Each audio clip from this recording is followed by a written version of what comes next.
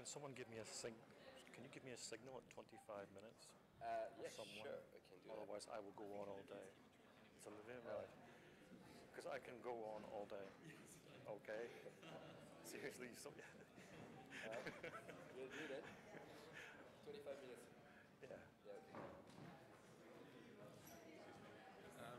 okay. For your presentation, are you staying by the podium or are you going to be moving? Oh, I'm a bit of a mover.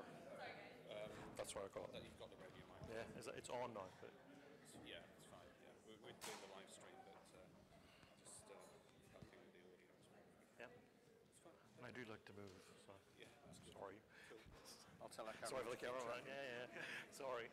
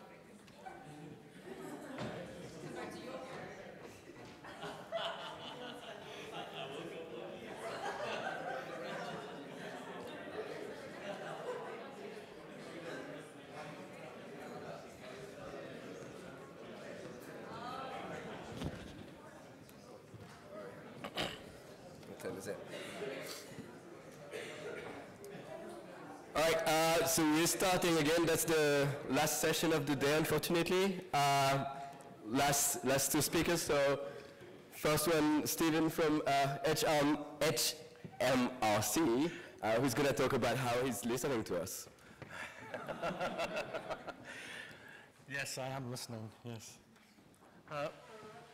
Essentially, what I like to do before every talk I've ever given, every lecture I've given in the last 18 years, is I give away the punchline in the first sentence. So are you ready? Be critical. The reason I do that is normally people don't have an attention span beyond 5 minutes. Mine can barely stretch to 7, okay?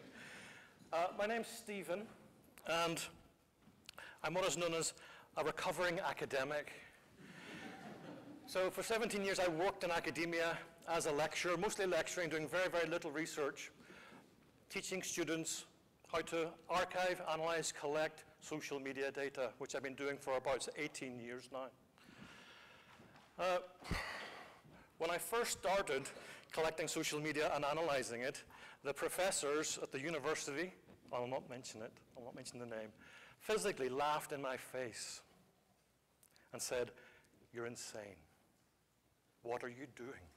18 years later, I'm doing it for the government as a civil servant. Maybe it's time for something new, yes? Essentially, HMRC wants to be a listening organization for the following reasons. Now, by listening, what I mean by listening is a method of communication. In order to listen, you have to at least respond to the person doing the speaking. As I'm walking around now looking at you and trying to make eye contact, some of you are making eye contact, some of you are looking away, some of you are shuffling nervously in your seats, yes? But yeah, I'm getting a response. So for me, to be truly listening organization, for HMRC or any government body, they have to respond. They have to act in some way, yes? Simply, the reason for that, as I believe personally and individually, as the person doing the listening, if I'm not responding to you, what you're saying, what your suggestions are, whether it be a problem on a service or a problem with a HMRC tax policy that you don't like, if I'm not responding, and as an organization, if we're not responding, all we're doing is engaging in mass surveillance. Yes? So for me, to sleep at night, how do I sleep at night? I try to act on what I'm doing, yes, and what I'm hearing.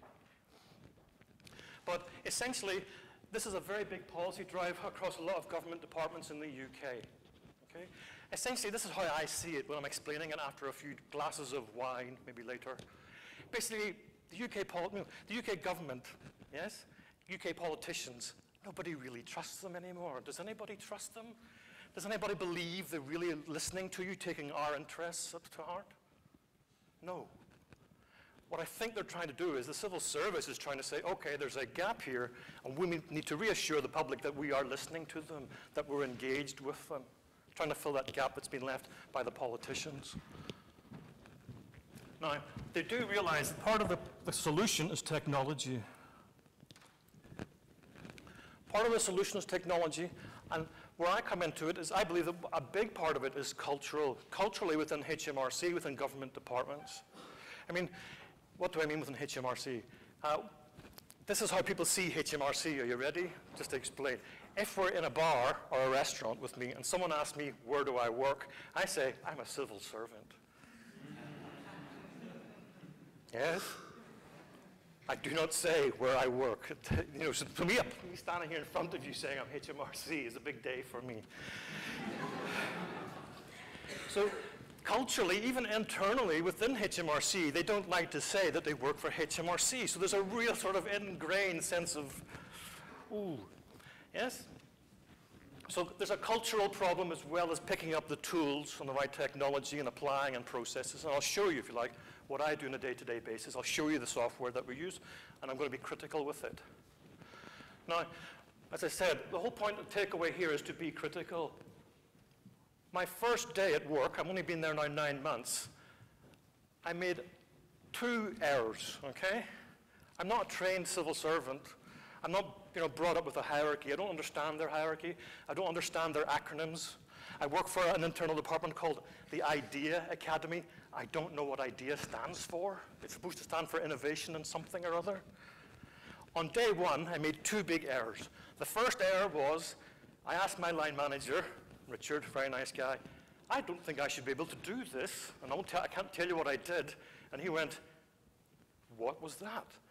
I said, well, massive security issue, right? Which I found on day 1.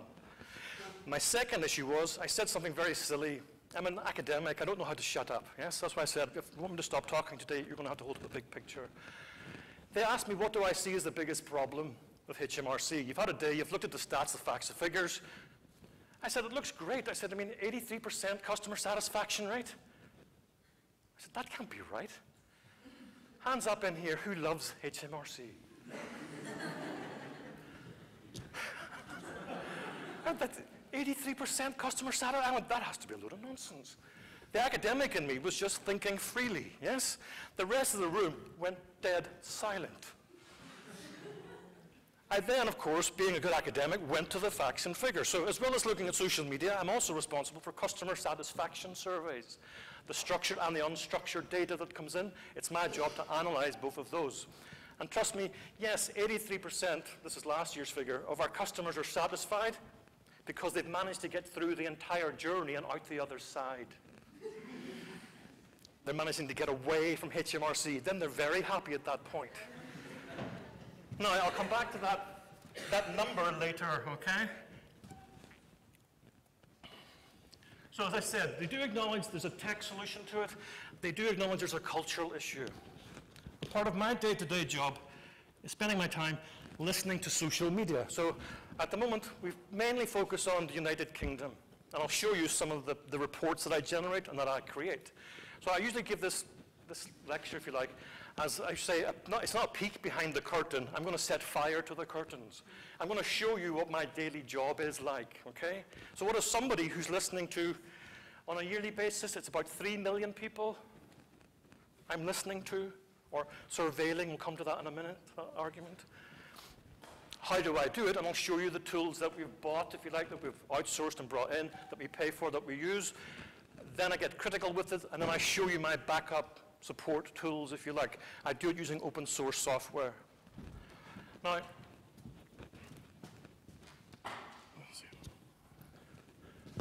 the thing within HMRC is that we are trying to remain current and engaged. I work with a team of about 50 other, they call themselves data scientists. I have no idea what I am. My first degree is in philosophy, my second one's in philosophy and social theory, then social research methods, and then communication studies. I don't know what I am anymore.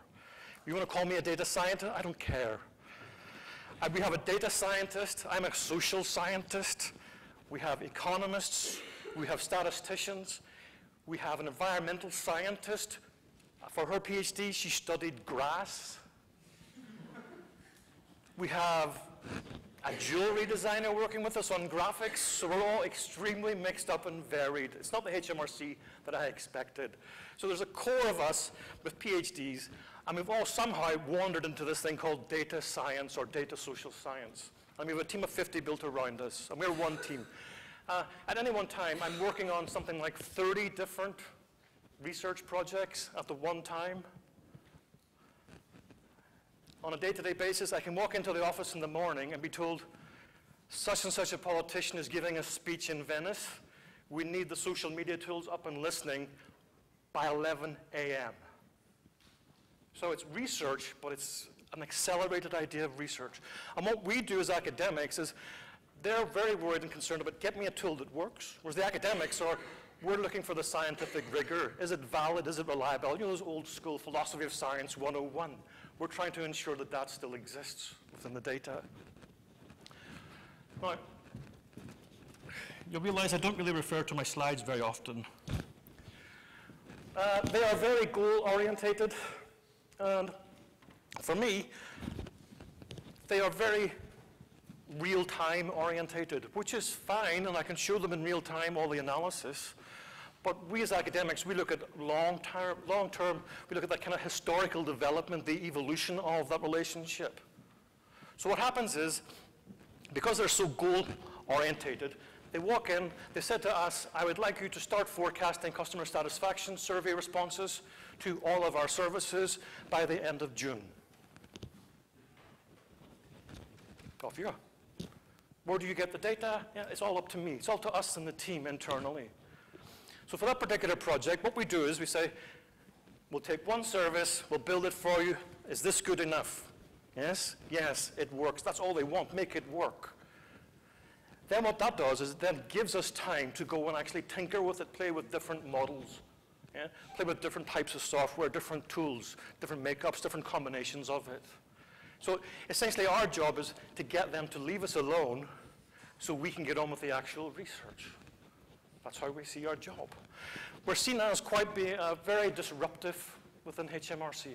For 2 years, another department was trying to get a particular piece of software onto the secured network. 2 years, they couldn't do it. Took our team, and especially our line manager, 2 weeks. We just do it. Like me on day one. What happens if I push this button?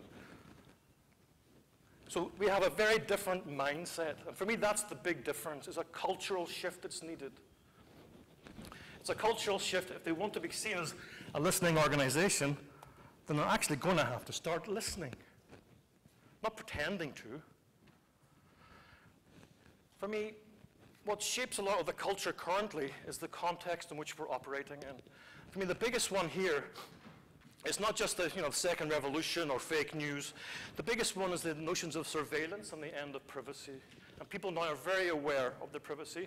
And regulation like GDPR has come in, which is trying to reassert that sense of privacy. For me at the moment, privacy is dead. It's done. But the wider public are slowly waking up to it with GDPR coming out, and there's new e-privacy laws coming out as well. This is starting to be a pushback. So for me to be able to sleep at night and not be labeled merely surveilling the UK population, we have to really listen, which means responding, yes?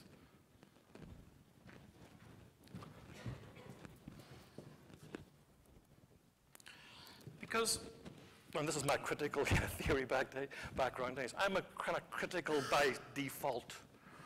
A lot of what I'm looking at, we label it as data, but what I'm especially gathering is customer satisfaction, feedback, surveys, their social network activity, social media activity, Facebook, you name them, yes?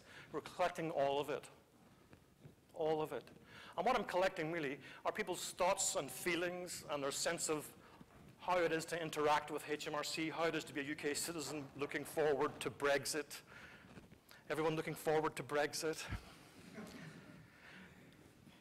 gathering all of that up and asking what are the major discourses around these particular topics and themes, and how can they feed back into the policymakers? Because for me, what I'm hoovering up, it's people, not data. I try and keep away from labeling what I'm looking at as data. I label it as people's thoughts and feelings.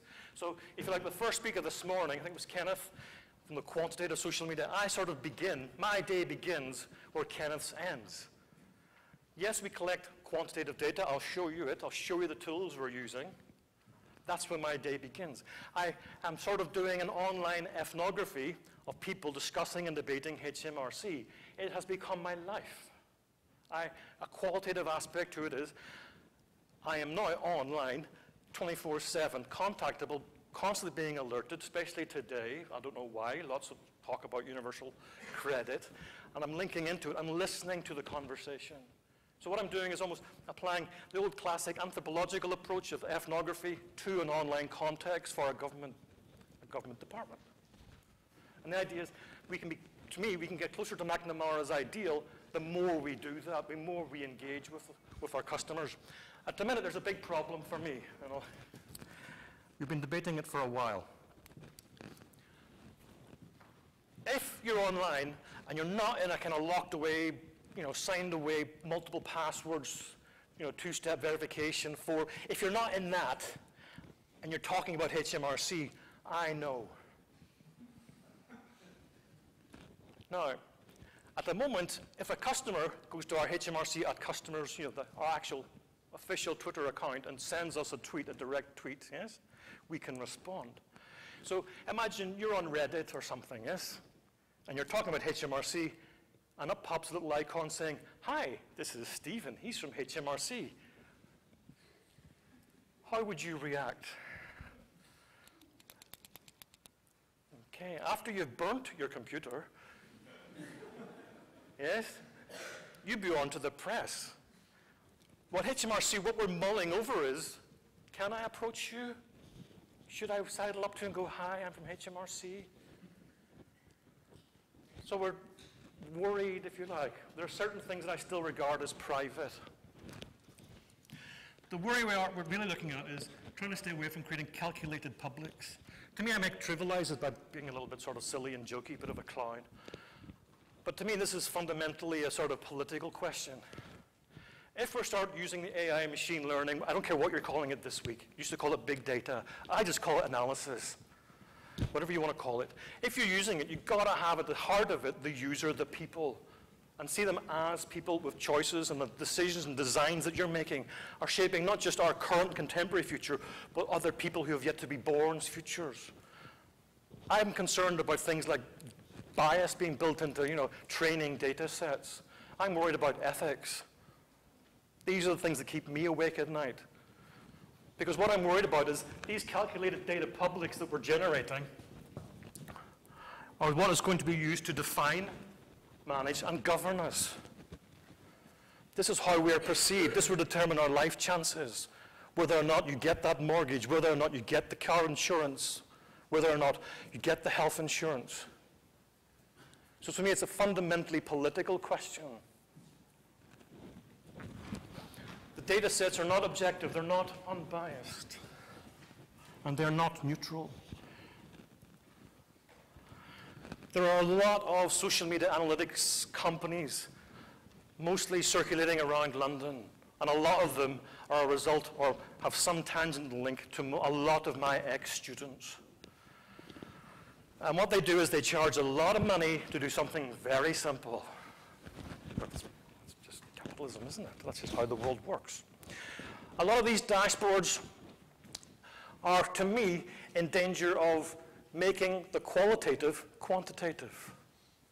And by doing so, throwing out and ignoring the meaning, ignoring understanding, ignoring the why, ignoring the people's real decisions and real lives. It's the quicker we turn them into data, the easier it is to dismiss.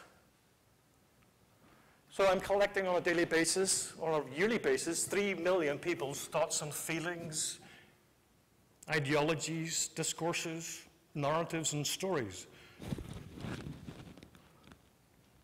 So, as I said, I'm going to set fire to the curtains. Well, I'm just going to put part of it. I want to show you what my day-to-day looks like, okay?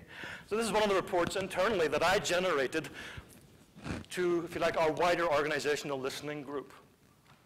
And what you'll see is it's very quantitative. So this is the figures for 2017. There were a total of 3 million mentions of HMRC or related topic subjects. You have no idea. The amount of what perceived to some as noise, to someone else as a signal. I'm monitoring everything from, of course, HMRC, yes, to Brexit, but I'm also looking at, might take you a little while to work out, particular brands of vodka or brands of cigarettes. I'm working with 30 different teams across the entire HMRC. I'm working with the cybersecurity, looking for scamming and phishing attempts, yes? So my spectrum of HMRC is broad. It's very big, and I still don't think I've got anywhere near a handle on it. So 3,438,000 particular unique users. The software we use at the moment is BrandWatch because it was the one when I joined the company, not the company, HMRC, this was the one they were already using as standard. But I have a few problems with it. Last year, 2017, on a daily basis, I'm monitoring particular peaks, if you like, in the conversation. Anyone, if I was to say April 2017, can anybody name the football team? I'll give you a clue, they're Scottish. Yes. Here we have the Customs Union, the PM's, that's the Prime Minister's speech in Florence. I was monitoring that within 1 hour of getting a phone call. And then, of course, we've got the Paradise Papers, and the autumn budget is a massive peak. Paradise Papers is something else I'm also looking at, just out of general curiosity.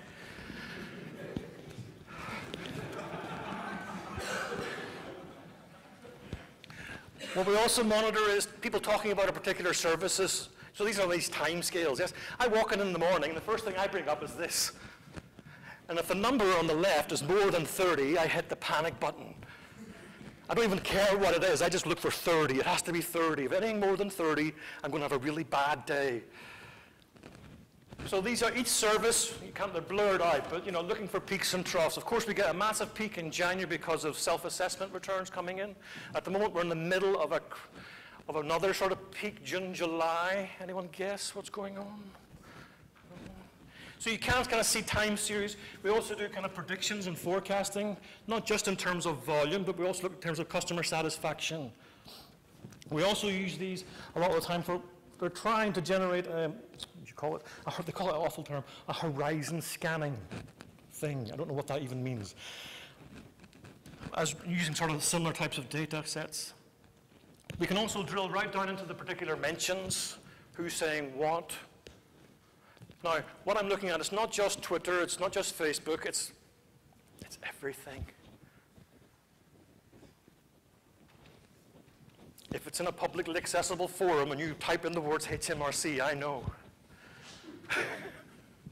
And what I do is it a service lead problem? Is it a policy? Who would be interested in this, yes, of the 30 teams? Who is probably watching this? Are they aware of it? Do I need to pick up the phone and phone the press office? So right down into not just in sort of macro level, but the micro level. I spend my days, not a word of a lie, I spend my days staring at 4 computer screens, reading what people are writing about HMRC. Not just on Twitter, but also in the customer feedback, which is another job that I also do, analyzing that. So I've completely immersed myself in HMRC's online culture. We're also doing things like looking at logos, who is illegally using HMRC's logo. A lot of scamming and phishing sites will use them and pretend to be officials affiliated with HMRC. This is the cybersecurity team. They stand all day staring at these screens as well, these images, just waiting for someone to say scamming or phishing HMRC. They assign a ticket to it and someone sorts it out, tracks it down. This is a 24/7 issue.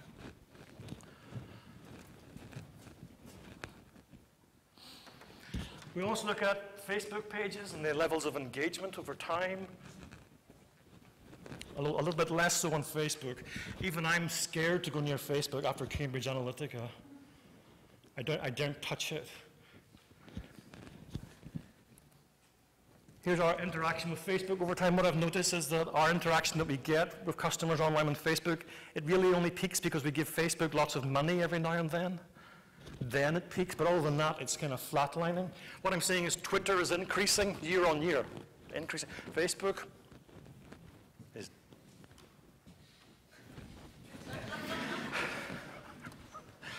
I'm not sad, I'm not sorry. We also look at LinkedIn, so if you talk to me or ask or interact with me on LinkedIn, we're also following all of that. Basically anything, globally. Now, this is, I kind of love-hate with this one. I stare at this for about 6 hours every day. What it says on this is trending topics on this side, diving, sort of dropping off topics, and everything that appears on this side, if I don't know what it means, I click on it and follow up the story. Because what normally happens is I can sometimes get a phone call and say, such and such is trending. What's that mean, Stephen? And I have to be able to give them very quickly a background story as to what it is and what it's about. Whether or not, should we hit the big red panic button yet? Which they did 2 years ago. I might tell some of you later, if you like, what the big red button is. Now, at the back of my mind, the critical component for me is that these modeling algorithms, they know nothing about letters, really, or sentences, nothing about narrative form, nothing about meaning, nothing about politics. To me, I'm still waiting. For me, the quantitative side sits in a kind of syntactic logic world. If it's ones and zeros, it's perfect, yes? If it can be reduced to ones and zeros. But in terms of semantic, there's a gap. At the moment, they're layering, layer upon layer of ontology on top of these, kind of trying to get at some sort of semantic meaning. But to me, they're never really going to bridge that gap, I believe, okay? Maybe I'll be proven wrong. At the minute, HMRC is trying to make tax digital. What that really means is, academic at it again, what that really means, do you know if you go into Tesco's or Sainsbury's or maybe Waitrose, I don't know where you shop, and they've got those little self-service, yes? HMRC is trying to do the same with tax, that you self-serve your own taxation, yes? You do it all yourself, and everything else is automated. That's what they mean by making tax digital. But for me, there's a major problem. And the biggest problem is, since GDPR has come in, that there's a little, if you read in detail GDPR, you'll see a little clause in there saying something about that no decision about a person be made by a completely automated process. Now, at the moment, we're not too sure what that really means. We'll leave it to the lawyers. I've met with lots of lawyers, and they are the only people who are laughing about GDPR. They love GDPR. They love it. You're like, oh, let's get more lawyers in the room and we can all have a good laugh. That little clause alone for me is a big problem for making tax digital. Of course, idiot boy here says it out loud in big meetings, and they all look at me and go, shut up, Stephen. Don't say it out loud. The bosses are here, yes? So now they've realized they're going, hold on a minute, step back. Maybe he has a point. Has anyone else read that GDPR thingy? What does it mean? Let's have a look. Let's get the lawyers involved, and the lawyers go, yay. What I'm worried about as well is datafication. Now, you read that. I don't want to read that. What I mean by datafication is very simple. You want to know 3 months of, look, HMRC taxman looking for sympathy. No chance. For 3 months, we haggled over the following. Are you ready? Do we round, I'll give you a random number. I won't give you the actual number. Do we round 83.27 to 2 decimal places or not? And who's responsible for it if we do? For 3 months. 3 months. That's what I mean by datafication. They were just like this, like blinkered horses. Is it 83.27? Is it? Can we bring up the whole list? How far does it go? Oh, right. Okay. Who's responsible for it? No, I don't know who is. This went on for 3 months, and I'm sitting going, the number's not valid. It's not reliable. It's just a number for us to measure. It's not an actual real number. You couldn't really meaningfully forecast it, which they now have me doing. But finally, they settled, no, we'll leave it to 2 decimal places after 3 months. Meanwhile, the customers are saying, we can't sign in. The gateway doesn't work.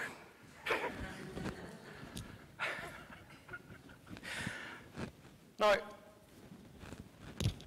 recently, I have seen something going higher up which contained this argument. Yes, it went straight up. I thought, wow, only here 9 months, that's not bad. Maybe somebody's going to listen to me. They said, maybe we should stop fixating on the number so much and start actually listening to the customer's feedback. All right. My worry, this is what does keep me awake at night, that strategists and planners and the people who are making the policy decisions are going to take this quantitative, you know that list of figures, those time series that I showed you, take them as some sort of fact. In reality, you can label this at any kind of particular methodology. It's a story. It's a made-up fiction. You know, it's not real. We could sort of change the definition a little bit. You know, at the moment, all our customers are satisfied. Did you know that? Everyone's very happy, 80%. I know what we'll do. Let's raise it to 85. Yeah, why not? Who cares? All they do is play with numbers. But for me, because I'm engaged daily with, I could name some Twitter accounts, but I won't. And I listen to them day after day. I'm thinking, that policy that you made, that you think so flippantly about maybe, is actually having a real hard impact on certain people's lives. Maybe we need to start actually listening and try and respond to them. At least let them know that we're listening.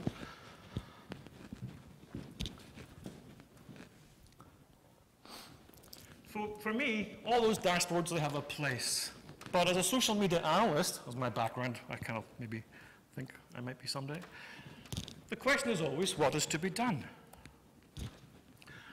For me, it's to get critical of social media research platforms and dashboards. For me, it's about placing social, ethical, and political concerns at the core of our strategies.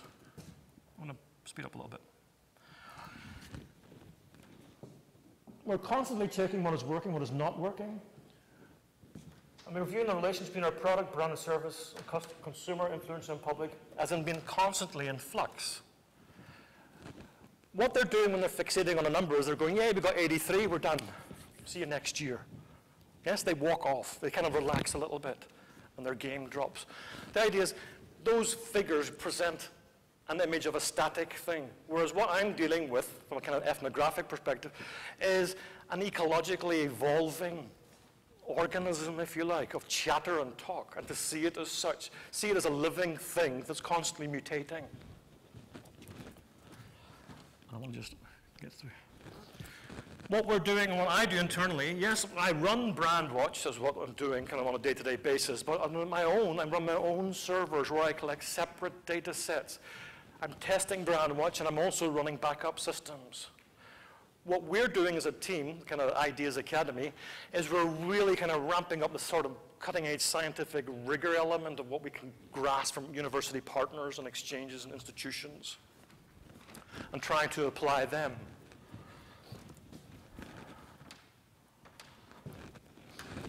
What we're trying to do is get a goal-oriented strategy in place. We're trying to not be Cambridge Analytica. We're trying to operate with ethics and political concerns at the heart. What next, I say, in our long-term strategy is, at the moment, I'm trying to listen to the customer, but there are two entities in between me and the customer. At the moment, I go to BrandWatch, and they filter, and they have their little black box, algorithms running, and they won't let me see, they won't tell me, or they don't know what particular algorithm they're using to cluster the particular comments.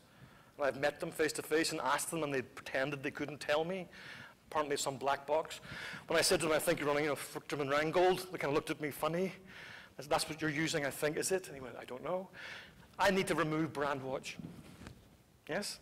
The next stop, the next person I meet then is Twitter. Yes? I need to remove Twitter.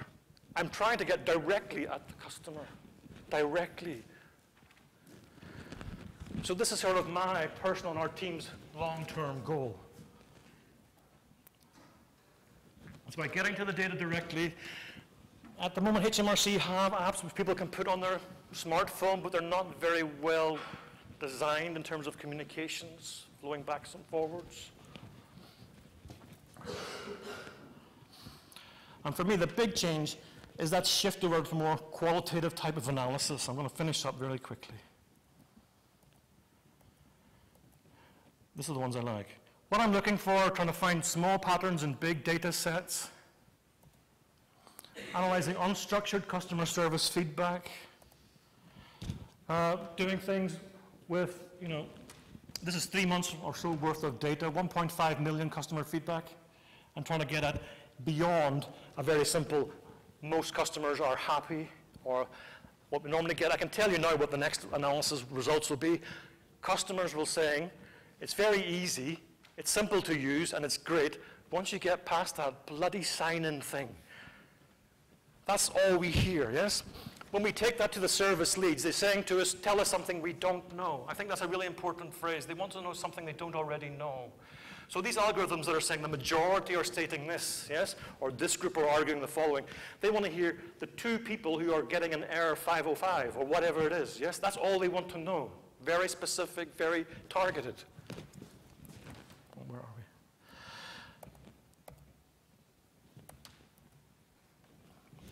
But if I'm going to finish, I'll go to my finishing slide.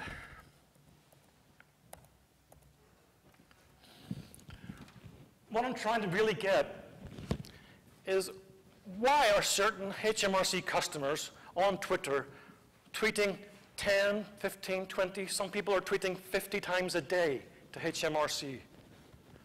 Why? I go and I check, I have my own algorithms I run, is this a bot? I go and physically go and check, this might be a bot. It's not a bot, it's a real human being, for some reason, 50 times a day. Why? They haven't directly appealed to me. Should I say, hi, I'm from HMRC? Yeah.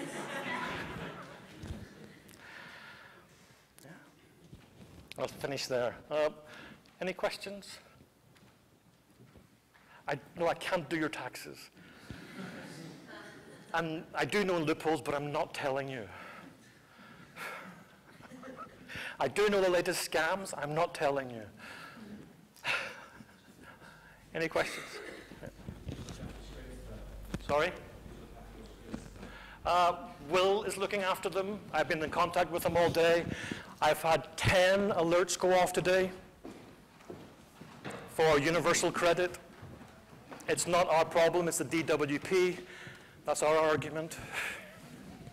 Yeah.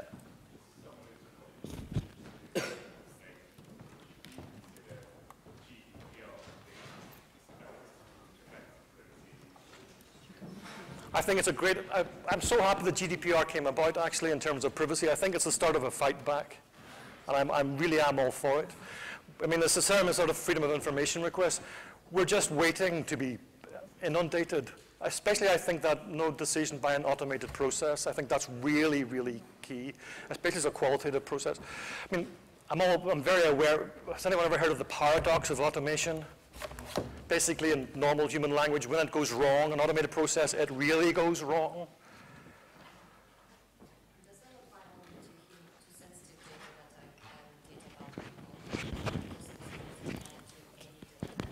that That's one for the lawyers. That there are some clauses that are human subjects, yeah, they call them the data subjects, The lawyers will argue black and blue, but yeah, as far as I'm aware, they call them data subjects, and I always imagine that means a person. But we'll see what the lawyers argue. Yeah.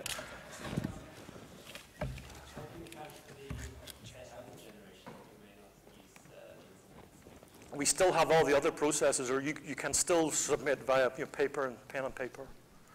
And the whole point of the Making Tax Digital is they're trying to get the people to stop phoning because it costs a lot of money.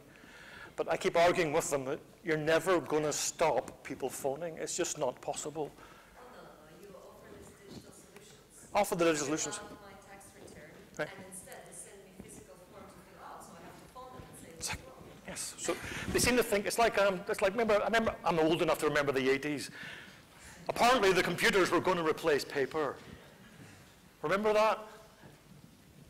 MTV and video was going to kill the radio star. Remember? Digital is going to replace the mobile phone. No, it's not. These are a media ecology which they play and feed off each other and depend upon each other. Yeah. Sorry, I can't hear. Sorry, a bit. Okay.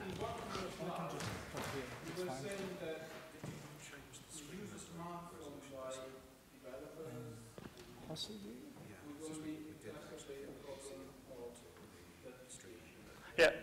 Yeah. Okay, should I change it? What resolution should I put it to? I think that It should be. the designers, if you like, or the people, the programmers, the strategists, they're not really placing the user at the center and building systems around. The user, to me, it's always about the user interface, the UI at the end. I mean, if you were placing the user, the person at the heart of your strategy or your design build, you would be discussing ethics. But that's, to me, what is missing a lot, is that kind of ethical discussion. But we can chat later if you want. Yeah? Good question. Shall I finish there? Yeah. Okay. Thank you.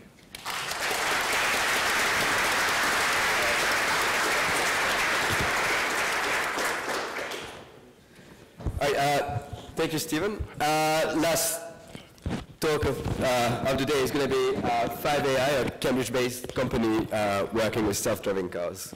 One moment. Yeah, just set up. You can use that one as well.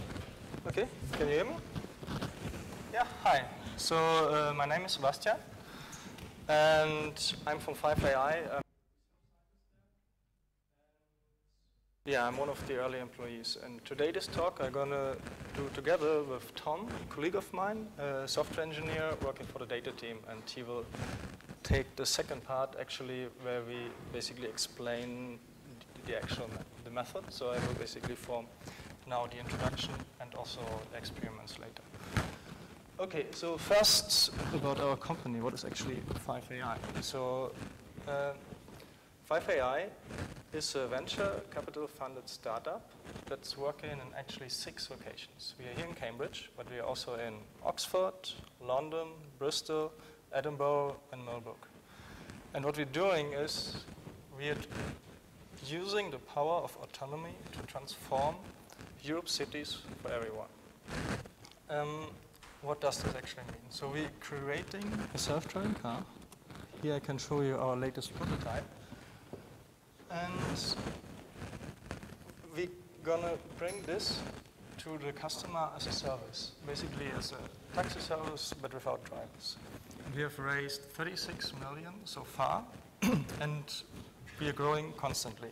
So we're having a European team, and we're actually starting with our data collection in London this summer. And we will also start testing on public roads this year. So this are actually us. This is a bit of an older picture from Christmas last year. And we're basically bringing together some of the best people from the business side and also academic side, academia. For example, our founder and CEO, Stan Bolin, has sold companies for more than 1 billion aggregate so far, and we are also having some of the best professors in computer vision and machine learning. Sorry, it's not working. Okay. Like Andrew Blake and Phil Torr from Oxford. And today, we actually already more than 100 people, and around 45 of those have PhDs. But now, going actually further to the problem, because you can, building a self-driving car, of course, has like many aspects. So there's, for example, There's like all kinds of sensors you need to sense the environment around you. Then there's like the perception side that actually interprets what the car can see, or not necessarily see because it might be different sensors. Then planning around those, and finally executing controls to all like the steering and brakes and acceleration and so on. But this talk is actually about the perception side. And as you might already know, like one of the latest perception models is actually the neural network. There have been some breakthroughs in recent years, and it's also why we think it's one of the components that should be used, because in some cases the performance actually has exceeded, or at least has been as good as humans, and that's one of the things that I've been showing here. For example, there's the Google Linet that in the ImageNet Challenge 2014 has reached a human performance basically. But one of the issues with these neural networks is that they need a lot of data. And if a lot, I mean, in this case was 1.2 million images. But in a specific case, here this was only classification. It means looking at an image and say what's in this image. But actually for self-driving cars, I mean, if you look at the road, you probably know that there's already a road. You actually want to know way more details. You want to know exactly where's the road, where are, for example, other cars, where are pedestrians, and so on. So, and actually to basically be able to classify and to automatically perceive all these things, there might be much more data needed than that. And this training data is usually obtained manually. That means there are actually people looking at the images saying what's in there. And this is obviously costly, especially if you need to do this for millions of images. And now I'm going to show you a bit more specific what I mean with this data. So these are two example databases. They're actually, the left one is more academic. Actually, the right one is also an academic database, but in a consortium together with some companies. Baidu Apollo, for example, is involved. And here we already basically, this is like images, and on top are the labels of the images, which are like represented as colors. And the point is that we now basically want to recognize where are the different parts and different objects in this image. For example, then on the left you can see there's like, one thing is obviously the road, there's like sidewalk, then there are cars in blue, there are pedestrians in red, and so on and so forth, like a lot of classes. There have been actually people painting over the images what each pixel means. And this is obviously a laborious task, and it takes about 90 minutes per image. On the right, this is a newer database from the University of Berkeley. It's been actually released only a few weeks ago. And there they focus a bit more task specific. So also the task that I want to talk today is where are lanes on the road? Like, I mean, if you're currently, obviously, usually you want to follow a lane, but sometimes you need to change the lane to overtake someone, and so on and so forth. It's a quite important task for autonomous cars to find out about. And they say, okay, we only label actually about this specific task, and then we save a lot of time. And in this image, for example, they can already get down the annotation time to 1.1 minute.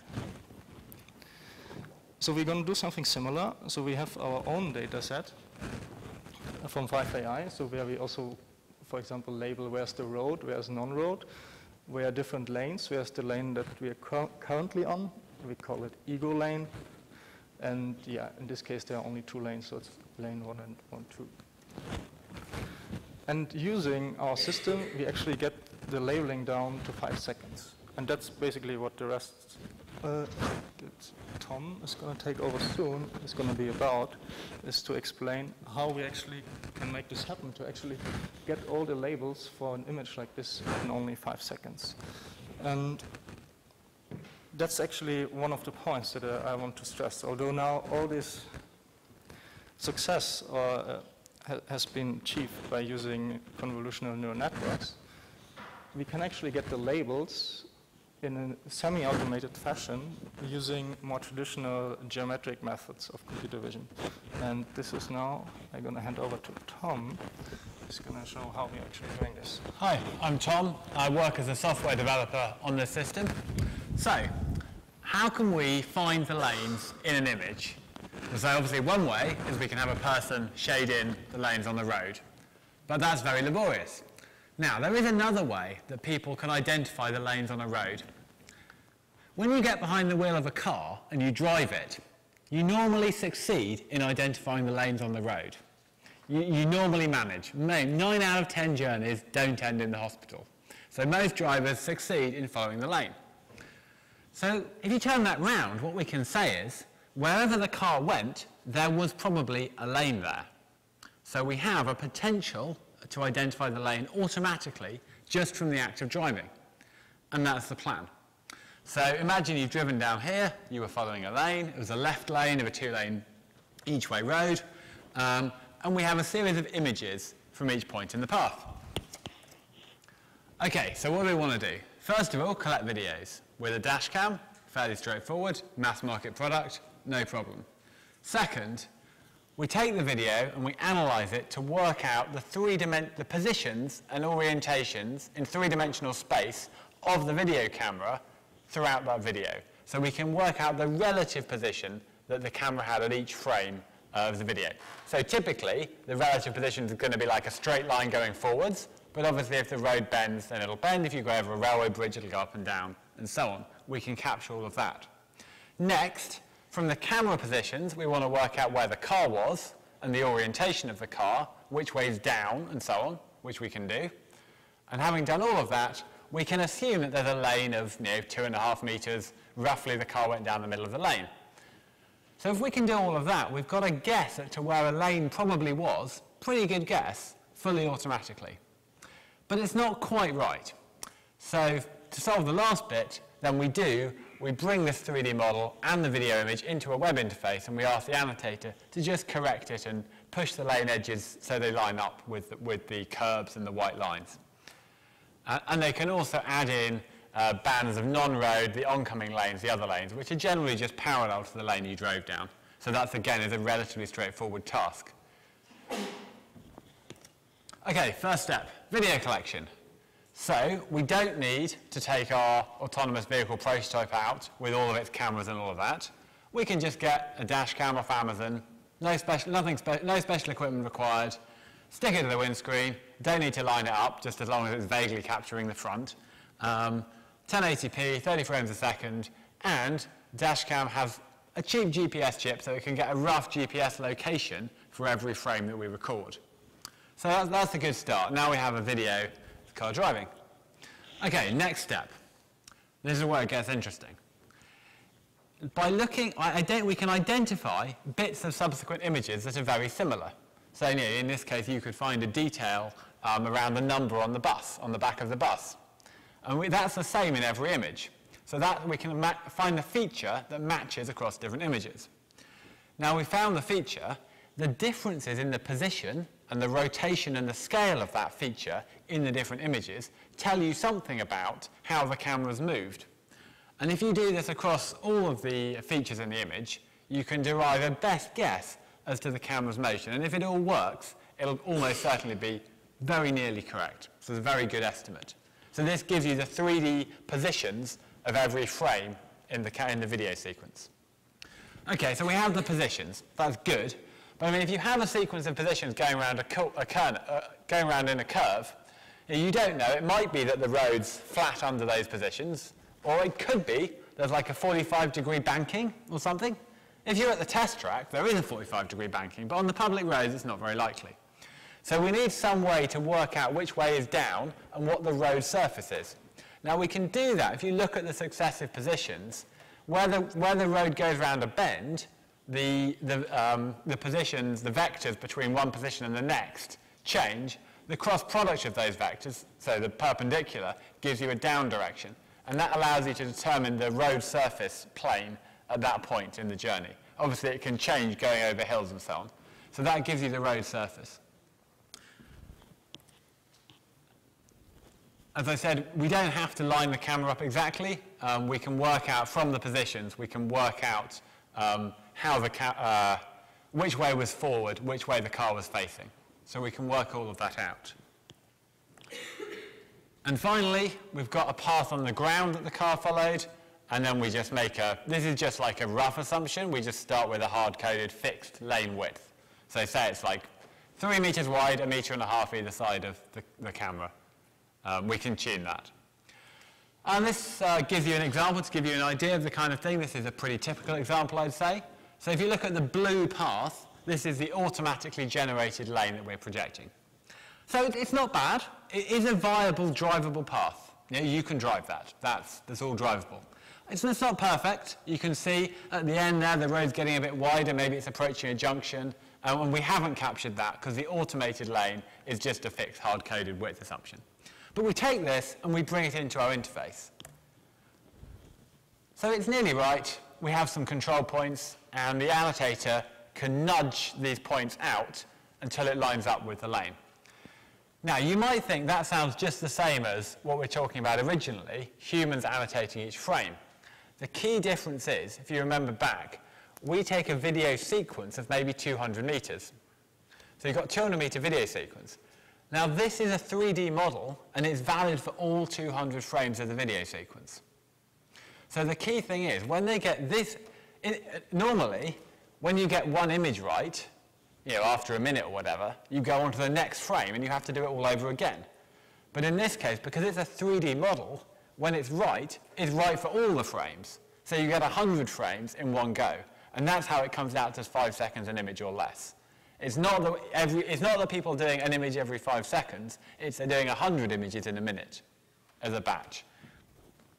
So we've got we can adjust the path, and then we can put in an oncoming traffic lane. We just put that parallel to the path of the car, and again, you can adjust it manually. Generally, lanes are fairly parallel, so that again works pretty well. Because we've captured our ego motion, the car that had the camera in motion, we know the line of the road. This just gives you a quick idea. So the left is the before, the right is the after. This is in our web interface that the annotators use. So this is the software I work on. So the left you see before, we have a swept path for the ego lane. It's captured the line that we drove down. It's not exactly got the width of the lanes. On the right, the annotators widen the lane so it matches the lane, the lane in reality. They've added parallel lanes. In this case, it's a dual carriageway with 4 lanes going in the same direction. And they've also added some yellow on the left. So this is very important. You can just have another parallel swathe of an arbitrary width and say all of this is not road. And that allows us to capture the boundary between the road and the not road, which is obviously quite important for an autonomous car to be able to recognize. And the final thing is the stuff above the horizon is generally not road, so we can just have a horizon the annotator just drags down with the mouse, and then that categorizes all of that as not road. And if I'm very lucky, have a quick. So this is, okay. So this is another way of looking at it, looking at the hierarchy of annotation. So top left is the video that we collect with our dash cam, the raw video. It's categorized into road and not road. And within that, it's categorized as the ego lane, the lane you drove down, the other lane, the rest of the road and not road. And then the rest of the road itself breaks down. So you see here, if you look closely, on the left, there's a cycle lane just starting. So we've annotated that. 0.8 meters or whatever. On the right, there's the oncoming traffic, another cycle lane beyond that, the pavement, and so on.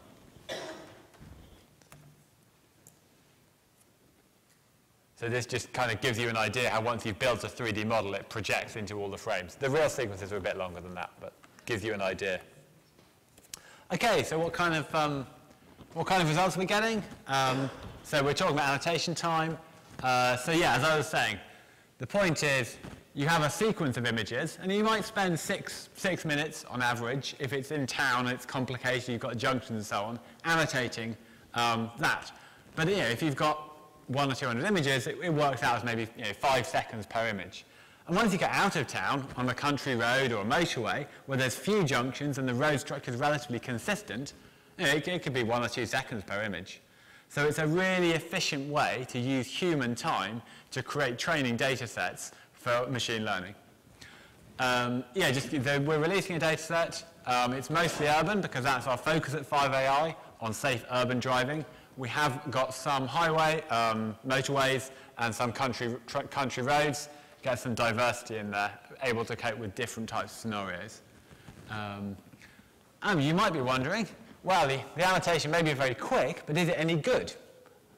So we got 2 of our annotators to annotate the same images, and they were 97.2% in agreement, so to speak. So they're at least consistent with each other, and we're fairly confident that means they're consistent with reality also. And over to Sebastian. Okay, thanks, Tom. So the next part I want to talk about is now we have basically created a database of images, and we know which part is, for example, a road, a not road, or where are the different lanes in these images. But what we're actually going to do with this is, because as we go along on the car, we won't actually predict exactly these things. And this is now basically the experiments that we are doing of basically the system running, how we would do the predictions on the car. And what we use is like basically a convolutional neural network for semantic segmentation. The model we use is the deep blood model. It has been actually created by Google Research. But the important part is that we train it on our databases, and we compare it with other databases, and namely the cityscapes, the one you saw before at the beginning, and also Mapillary and Kitty. These are other public databases that are also available with similar data. And okay, maybe a few words of the deep learning model, because probably you don't know, or most people, who knows what semantic segmentation when I talk about this? Okay, everybody. So the idea is that you get an image in, as we saw before, and we want to basically predict where are different pixels within the image. For example, here, for the deep learning model, we have an image of a cat, and I don't know if you can see it, it's a bit small, but basically where's the cat in the image, you see that there's a specific color, and this color basically means probably animal or cat, and that this is then classified like this. Therefore, this is basically the architecture of the neural network. Okay, it's not important about the details, but it's basically trained on the images. And this is the result we would get if we train it on our data set and compare it, and for testing, for evaluation of data on different other data sets, the ones I named before. We do basically these cross data set experiments, and on average, we actually get an intersection over union. It's a metric to measure how well we can actually predict pixels. And we get relatively high of 84, and other data sets are a bit lower, but it's about in the same range. But the main point is that we are much faster in getting all these annotations. You see in the bottom is actually our model predicting where's the road and non-road. So close by to the car, it does a very accurate job, but the further it goes ahead, the more difficult it is actually to see the road boundaries, and it's basically a bit fuzzy. And then for the 2 other tasks that we also have annotations, we now show the same for the ego lane prediction. There are other data sets do not actually have these annotations, only the Kitty one, that's why we compare with them. And finally, the lane instances. So there you see basically that we not only categorize where is actually road or non-road, but that each of them is basically a separate instance of a lane, and in this case, there are 3. And that's the same thing. Oh, the same thing as a video here. And it looks basically relatively similar than the annotations, but this time these are all predictions from the model. And you see, for example, that there is a flickering in the lower right. If I play it again, because the model basically only predicts lane instances per single frame, and it doesn't have a way to associate actually consecutive frames. So it just says, okay, the lane on the right is green and the one on the left is blue, but it only means that they're actually different lanes. So if the color flickers, it's just that they haven't been associated, that it's actually the same lane from the previous frame, which is but relatively easy to do. Okay. And this is another video where we actually predict the ego lane here in the brighter blue and the other parts of the road in darker blue. You can see, so once we are on a road and following a lane, it does quite a stable job. But when we get close to a crossing, you'll see in a moment when we turn, because there the ego lane, the lane that you're currently on, is not well defined when you're actually across the crossing. But then when you're again following a specific lane, it becomes basically stable again. So all these predictions we're doing here is per single image. That's also why it's always a bit flickery. Like when we would do the same thing actually in the car, we would take the whole sequence so that we remember the past and basically integrate this in time, and then the flickering basically goes away and becomes more stable.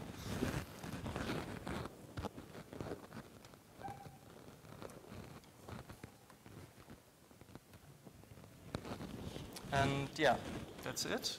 And obviously this is a kind of, it's a difficult job to do this, and you need the right people. But we're growing fast, and in the over the last year, for example, our headcount has tripled. And yeah, if you would like to join, just shout out. We're always looking for bright people. And thank you very much.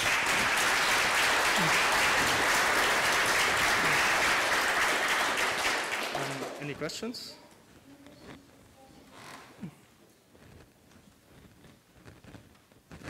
So you traded data set in the UK, right? Yes. Yeah.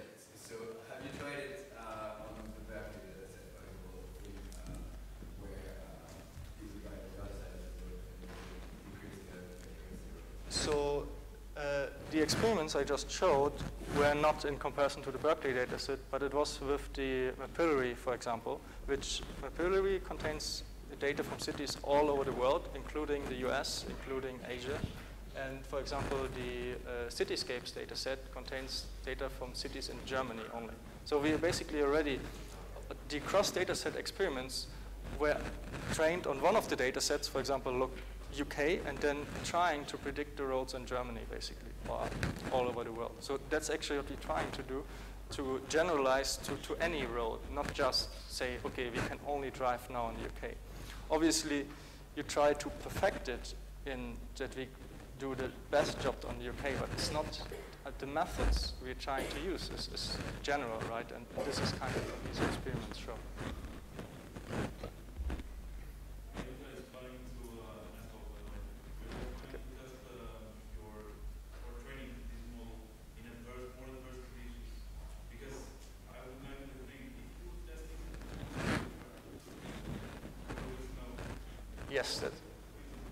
Yes, so that's actually a quite important issue, because obviously if the road is covered in snow, it will be quite difficult to recognize it only from vision, because there you need to make a lot of other assumptions, right? And it looks completely different than what it has seen before.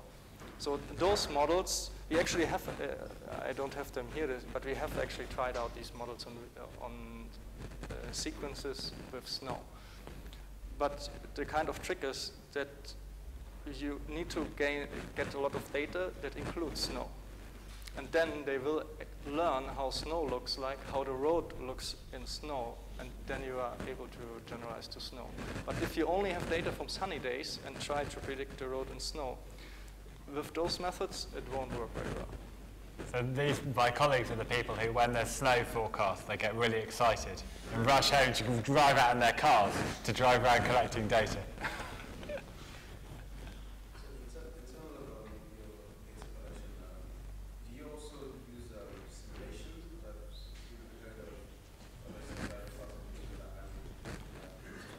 Yes, so we actually use simulation throughout our stack. So not only for data collection, we use it, for example, for planning, for the controller. You know, we simulate basically the whole thing that we're doing, including the car, the hardware, we simulate this.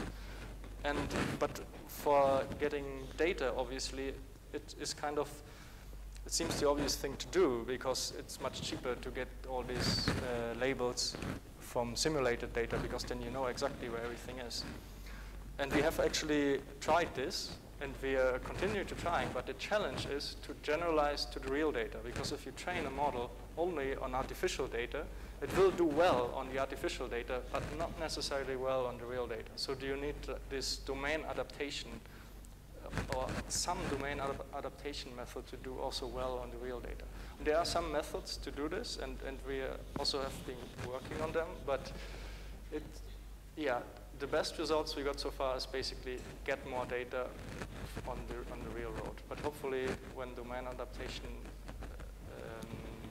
works well, or there's a way we find how domain adaptation works well, we will definitely use it.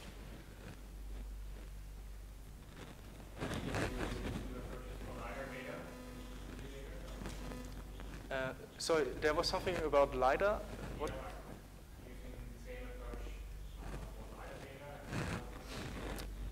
Yes. So this approach I showed for labeling basically labels a 3D scene. It doesn't really care how the data has actually been collected. It was collected from video and dash cams. There's no LiDAR there.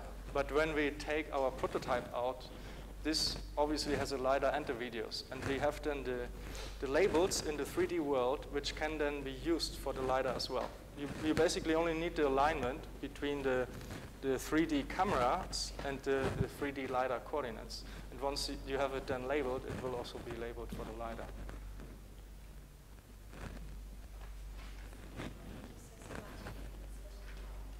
Yeah, thank you. My pleasure.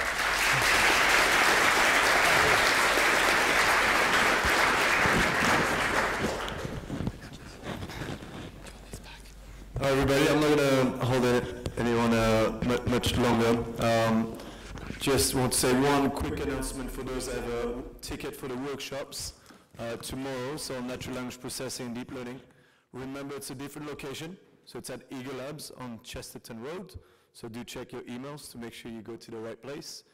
And finally, I want to say thank you to everyone for coming, including all the amazing speakers, our partners, some of the students are in the room. Can you raise your hand, the students? Woo! Awesome. That's great.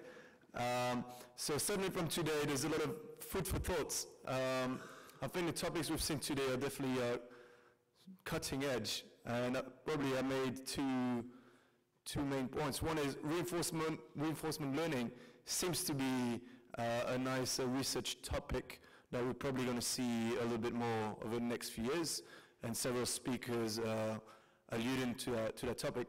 Now the other one which I thought was also interesting is convolutional neural networks and deep learning generally. A lot of people are talking about it and a bit scared because it acts as a black box, but we don't really know what's actually going inside. So there's definitely some business motivation to better understand how those models work. So research in interpreting models seems to be another topic that we'll probably see a bit more over the next few years.